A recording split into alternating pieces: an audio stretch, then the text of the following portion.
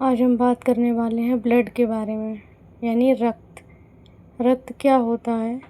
रक्त एक तरल संयोजी ऊतक है जिसका पूरे शरीर में परिवहन होता है, यानी कि जो पूरे शरीर में चलता है या संचरण करता है। ठीक है। इसकी पीएच वैल्यू होती है 7.3 से 7.4। इसकी पीएच वैल्यू 7.3 से 7.4 होती है, इसलिए ये थोड़ा क्षारीय होता है। तो क्वेश्चन है, रक्त के वैज्ञानिक अध्ययन को क्या कहा जाता है? रक्त के वैज्ञानिक अध्ययन को हम हेमेटोलॉजी कहते हैं। क्वेश्चन है, मानव रक्त में पीएच का लगभग मान क्या है? तो आंसर है 7.4। रक्त एक डैश ऊतक है। कौन सा ऊतक है? संयोजी ऊतक। रक्त एक कौन सा ऊतक है? संयोजी ऊतक। तरल संयोजी ऊतक के लिए सही विकल्प चुनें। ऑप्शन ए उपास्थि, ऑप्शन बी एडिपोज संयोजी ऊतक, ऑप्शन सी रक्त, ऑप्शन डी एरियोलर संयोजी ऊतक। तो आंसर है ऑप्शन सी रक्त। यदि रक्त एक संयोजी ऊतक है तो हड्डियां क्या हैं? हड्डियां भी एक संयोजी ऊतक हैं। रक्त देखो मांसपेशियों को जोड़ता है और हड्डियां भी तो हम एक दूसरे को जोड़ते हैं, इसीलिए ये भी एक संयोजी ऊतक है। तरल संयोजी ऊतक के लिए सही विकल्प क्या है?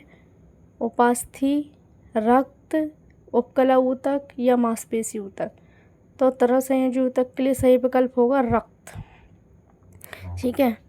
अब हम बात करेंगे मानव शरीर में रक्त की मात्रा कितनी होती है। तो मानव शरीर में सामान्यतः एक मानव शरीर के लगभग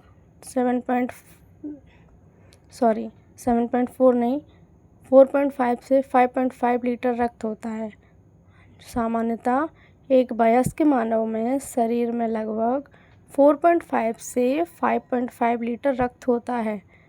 नवजात शिशु के शरीर में लगभग 300 से 400 ml रक्त होता है। कितना होता है नवजात शिशु में? 300 से 400 ml। और शरीर के कुल वजन का 7.7% ही रक्त हमारे शरीर में पाया जाता है। रक्त के घटक कौन कौन से होते हैं? रक्त एक तरल पदार्थ है जिसमें विभिन्न प्रकार की कोशिकाएं निलंबित रहती हैं।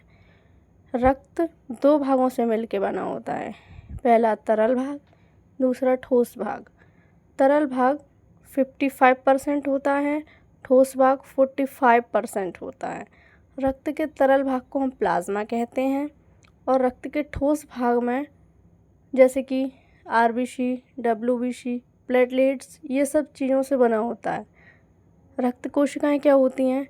प्लाज्मा जब भोजन, CO2 और नाइट्रोजन युक्त अपशिष्टों को घुले हुए रूप में ले जाता है तो इसे रक्त कोशिकाएं कहते हैं।